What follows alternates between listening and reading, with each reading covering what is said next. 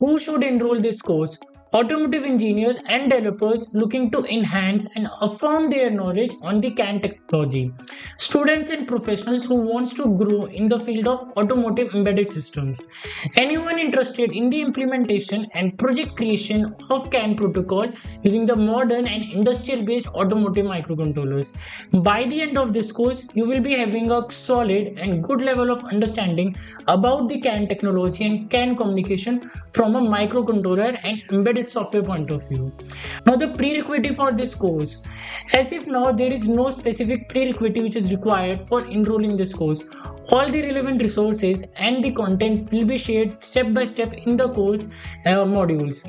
But yeah, it's good to have an understanding and overview about the CAN protocol. So for them, I am gonna recommend the Introduction to CAN blog, which is written by Gettobyte on the Gettobyte website. And as an additional knowledge, it's also good to read a CAN clock bit rate timing blog in which we have explained how the CAN clock works and how to configure the CAN clock bit rate. Now, what you are waiting for? Let's go and grab this course and so as to make your CAN technology and knowledge on CAN protocols more industrial and skill based.